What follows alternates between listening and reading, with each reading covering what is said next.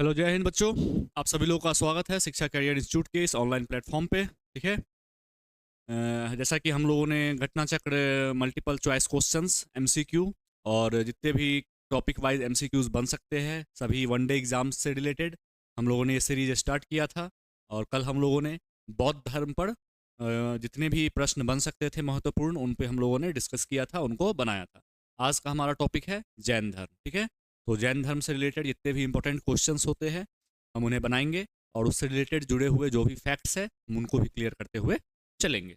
चलिए आते हैं अपने प्रश्नों पे। तो जो पहला प्रश्न हमारे स्क्रीन पर सामने में है वो है, जैन धर्म के संस्थापक। जैन धर्म के संस्थापक कौन थे?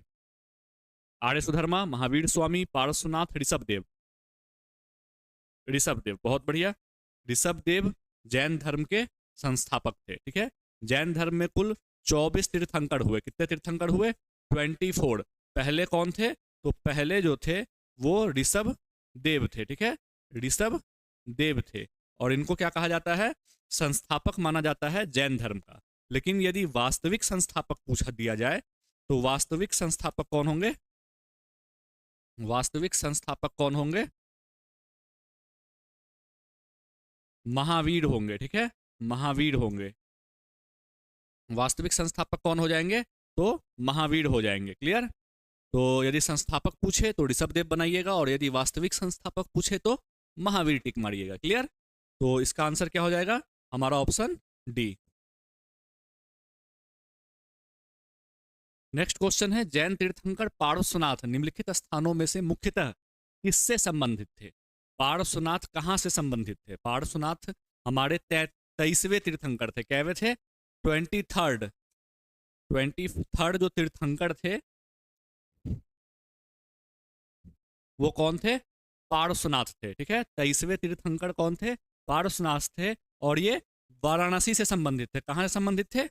वाराणसी से संबंधित थे। क्लियर? मिलान करना है। ठीक है। सूची 1 को सूची 2 से मिलाइए और देखिए कौन सा सही होता है। तो पार्श्वनाथ का क्या हो जाएगा? सर्प हो जाएगा। पार्श्वनाथ का क्या हो जाएगा? सर्प हो जाएगा। तो देखिए कितने प्रश्नों में आपको सी का 3 दिख रहा है? तो सी का 3 एक यहां है और सी का 3 एक यहां है।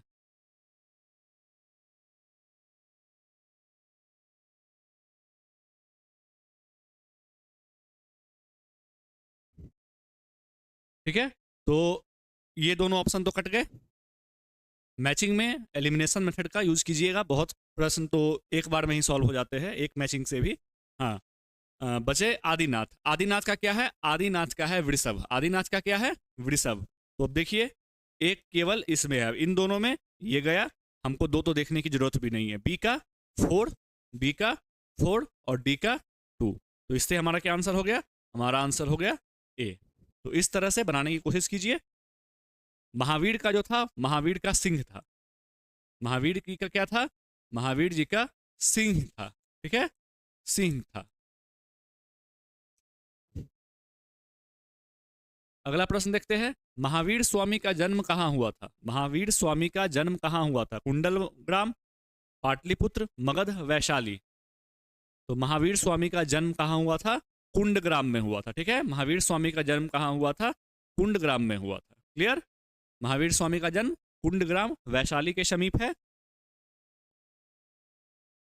जैन धर्म के प्रवर्तक महावीर जी को मोक्ष स्थान कहाँ स्थित है? महावीर जी की मृत्यु, महावीर जी को मोक्ष कहाँ मिला था? मनेर, राजगीर, पावापुरी, जलानकोट। ठीक है। तो महावीर जी को मोक्ष मिला था पावापुरी में। ठीक है। महावीर जी को मोक्ष कहाँ मिला था? पावापुरी में। जन्म कहाँ हुआ था? कुंडग्राम में। क्लियर? तो जन्म स्थान कुंडग्राम है और मोक्ष का स्थान पावापुरी है। वर्धमान महावीर के संबंध में क्या सही नहीं है? आपके पास 4 कथन है, और हमेशा ध्यान दीजिएगा सही नहीं पूछ रहा है, क्या गलत है ये पूछ रहा है। 4 स्टेटमेंट में से क्या गलत है ये पूछ रहा है। क्या उन्हें 24वां और अंतिम तीर्थंकर माना जाता है? बिल्कुल सही स्टेटमेंट है ये। 24वें थे और अंतिम तीर्थंकर थे। उनकी माता लिच्छवी के राजा चेटक की बहन थी। बिल्कुल सही। ध्यान रखिएगा उनकी माता जो थी वो लिच्छवी राजकुमार चेटक की बहन थी। उन्होंने अपने जीवन काल में विवाह नहीं किया? बिल्कुल गलत। उन्होंने विवाह किया। उन्होंने विवाह किया था। 572 ईसा पूर्व में पटना के नजदीक पावापुरी में देह त्याग किया था। बिल्कुल ठीक है, तो हमारा आंसर क्या हो जाएगा? हमारा आंसर सी हो जाएगा। क्लियर?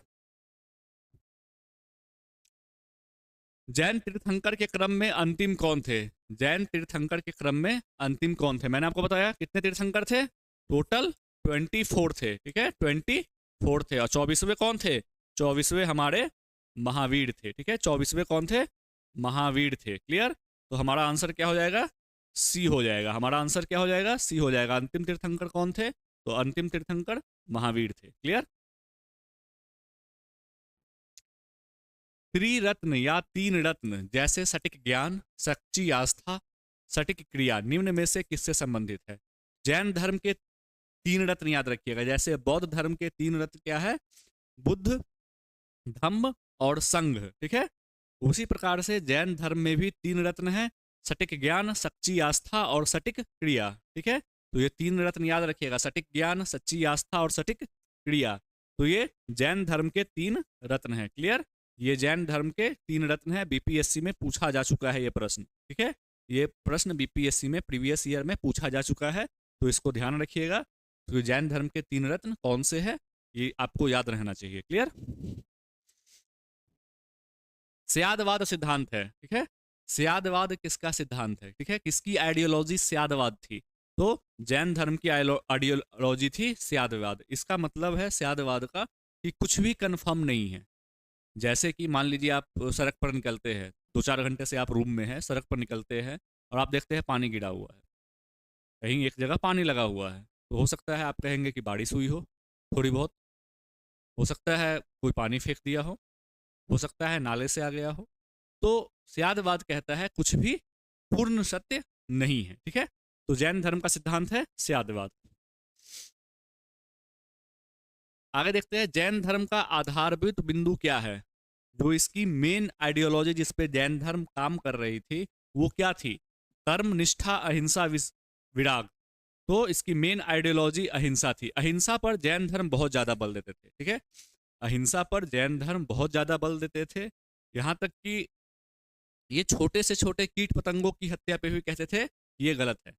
इस कारण से जैन धर्म, जो कृषक समाज थे, उन लोगों ने ज्यादा जैन धर्म नहीं अपनाया व्यापारियों के तुलना में। ठीक है, व्यापारी वर्ग ने ज्यादा जैन धर्म अपनाया था, तो कृषकों ने इसको बायकॉट किया था बहुत ज्यादा, क्योंकि कृषि करेंगे तो जीव हत्या तो होगी ही। ठीक है, और जैन धर्म का कहना था कि छोटे से छोटे जीव की भी हत्या नहीं करनी चाहिए। तो अहिंसा इनके जो आइडियोलॉजी में था वो बहुत ज़्यादा डीप था, और बहुत ज़्यादा ये लोग अहिंसा पर फोकस करते थे, काम करते थे। जैन संप्रदाय में प्रथम विभाजन के समय श्वेतांबर संप्रदाय के संस्थापक कौन थे? ठीक है, जब विभाजन हुआ था जैन संप्रदाय में, तो जिस तरह से बौद्ध में हम लोगों ने हीनयान और महायान पढ़ा था, उसी तरह इसमें भी दो भाग बट गए थे। ठीक है, एक श्वेतांबर थे और एक थे दिगंबर। ठीक है, एक कौन थे? दिगंबर थे। ठीक है, तो श्वेतांबर थे और दिगंबर थे।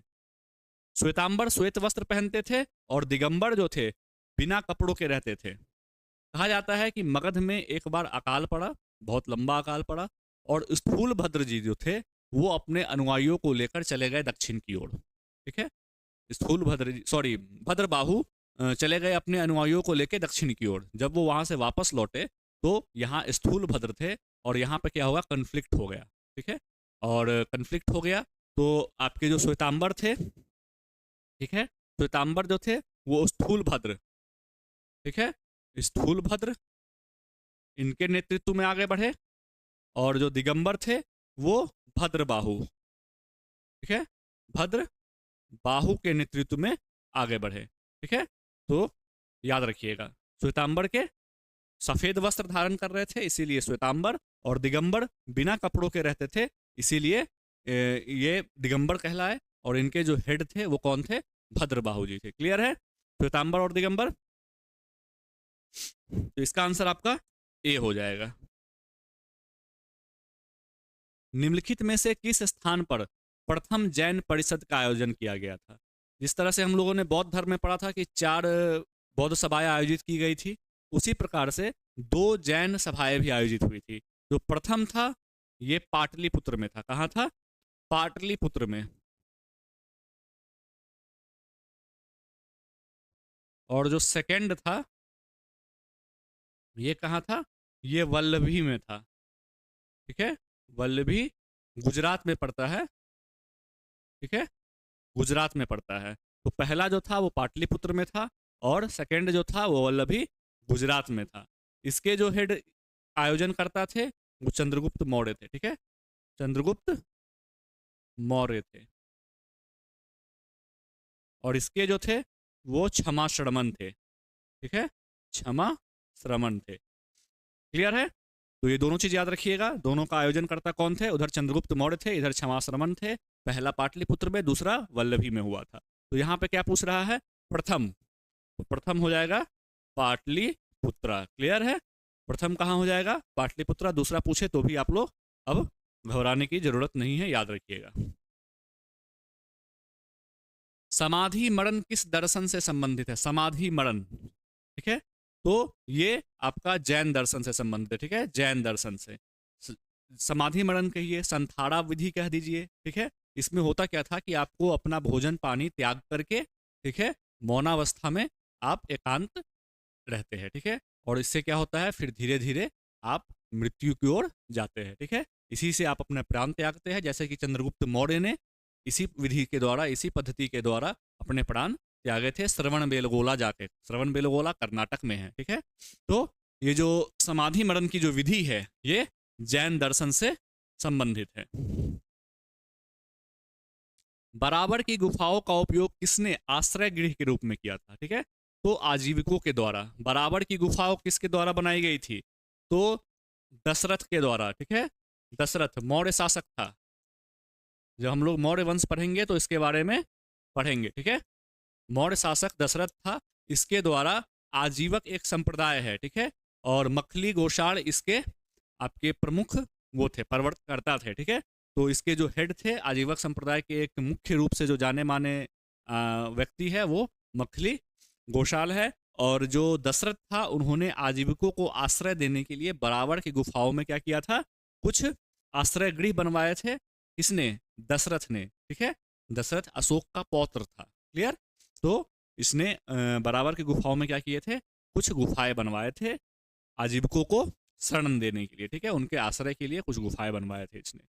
तो ये जो कुछ इंपॉर्टेंट क्वेश्चन थे, जैसे कि मैंने आपको बता दिया, प्रथम तीर्थंकर बता दिया, 24वें तीर्थंकर बता दिए, ठीक है, महावीर का जन्म कहाँ हुआ, महावीर की मृत्यु कहाँ हुई, इनके आइडियोलॉजीज क्या थे। क्लियर? तो जो भी इंपॉर्टेंट क्वेश्चन बन सकते थे जैन धर्म से, इससे बाहर बहुत कम चांसेस है।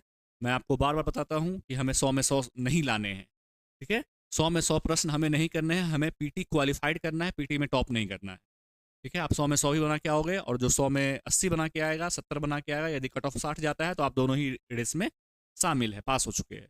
तो हमें 100 में 100 नहीं बनाने हैं, हमें बस ध्यान रखना है कि एग्जाम कैसे क्वालिफाइड करना है। तो स्मार्ट तरीके से पढ़िए, यहाँ पे एकदम जो कहते हैं दिन रात आप लगे रहिएगा और सोचिएगा कि मैं 100 का 100 बनाना है मुझे, तो इससे कोई फायदा नहीं होने जा रहा है आपका। क्लियर? तो हमें बस स्मार्ट स्टडी करना है, किस तरह से हम अपने अधिक से अधिक अटेम्प्ट इतना कर ले कि हम कट ऑफ पार कर जाए, बस बस इतना ही ध्यान रखना है। बाकी इतना टैलेंट दिखाना है आप अपने मेंस के एग्जाम में दिखाइए, ठीक है। तो जैन धर्म खत्म हो गया। कल हम लोग एक नए टॉपिक के साथ फिर मिलेंगे, तब तक के लिए अपनी पढ़ाई करते रहिए। धन्यवाद।